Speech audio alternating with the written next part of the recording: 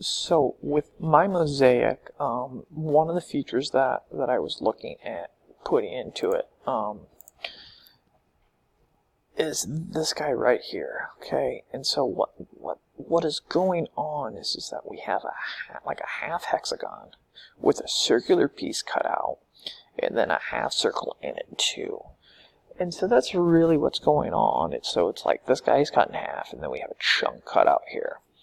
And so I have modeled this part. Okay, I've modeled this part in SolidWorks, but I haven't modeled this part. And so what I'm actually going to show you to do is model in an assembly, which is something different and not generally how I teach, but it's fun because you're able to use reference geometry from one part to make another. And so we're going to do that, and I'm going to say you can do this in Inventor too. This isn't just a SolidWorks thing. It's also an Inventor thing. And so it's one of those things that's really cool. And so it's along the way. So I'm going to start an assembly, and then I'm going to make this part. And that's what we're going to do in this video. In the next video, I'm going to bring in another one. I'm going to bring some of these in. So jumping back to SolidWorks, this time I'm going to go assembly. I'm going to go OK. And it brings up the same screen as it, okay? And it wants to know what our base piece is going to be. And so I'm going to use the,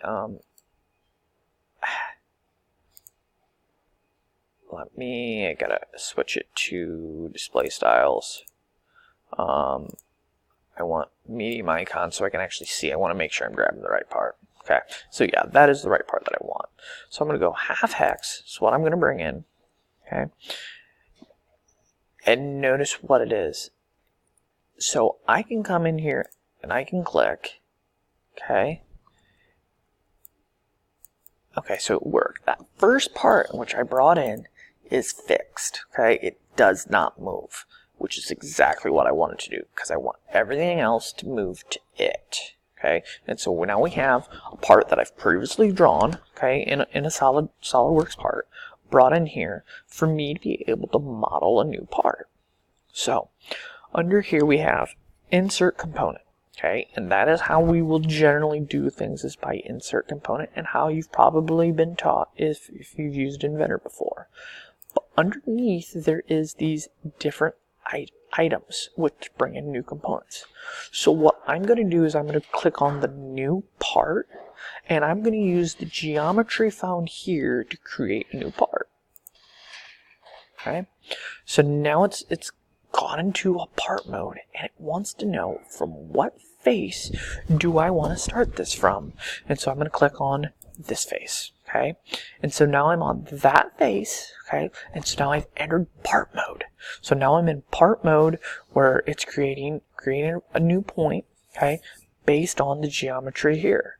So now if I come in and I look at him, so now I'm square, okay, I'm square, I've been 2D. Here's my origin point. I'm going to draw a circle, okay, from here to there. So now I have a radius of one circle, okay, a radius of one circle, which meets this criteria, okay. Next, I can use the information, okay, the geometry of the part I previously made to create it. So because I'm making a half circle that will fit in here, I kind of want to use these corner points. So if I draw a line across after I've made a circle, I'm able to create that pretty quickly. So the next thing I need to do is I need to go to my trim entities, okay? And it wants to know what I want to trim, okay? And for some reason it doesn't like power trim. Trim to closest works for me. So now I'm left with a solid piece of geometry with this half circle right here, okay, and it's using this as reference geometry. So if I green check that and I finish and I go check there, okay, oh, I gotta go back and edit. I did something. Edit part, okay, I'm back in part mode. I wanna edit component. I wanna go feature, okay, I'm gonna extrude a base boss, okay, and so now it found, okay, it found the geometry I want. Okay, found the geometry I want. So right now it's going 0.1 away. Well, I don't want it to go away. I want to go the opposite direction.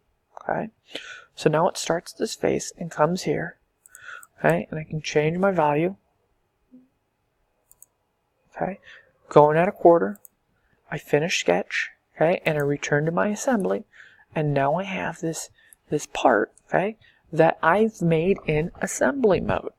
Okay, part 10, assembly 3. Okay, that is its name. I don't like it as of right now because I want to change the colors because it's default gray. I'm in assembly mode, so what I need to do is I need to right click on it, and I come up here and I can go edit the part. Okay, edit the part. I'm back in the editor mode of the part individually. Okay, I can click on him, okay, to change the appearance library. So I clicked on the material button, okay, open reference material. Here's where it starts to get cool. So what we've previously done is we've added color. Well, on mine, if I come back and I look on here, it's wood. It's a wooden color. So I want to give this a wood feel. So if I click underneath appearances, it has a bunch of preloaded appearance materials, okay? And this material is organic because I'm looking for wood. Wood is organic, okay? And I can come in here and it has a bunch of preloaded wood, okay? Just to be able to, I'm going to go mahogany because mahogany is a very red colored wood. So I click on mahogany and it brings in some preloaded, so we have polished mahogany, satin finish mahogany, unfinished mahogany, polished mahogany end grain, and there are more. So we have satin finish and mahogany end grain, unfinished mahogany. I'm going to go this one, okay? And I'm going to load it, okay? And notice how it creates that part, gives that part that color. I can then return to mode, and now I have a much redder, deeper red, dark, contrasting my yellow. So that is how you can make parts and modify parts within assembly mode here in SolidWorks. So, all right, thanks guys, good luck.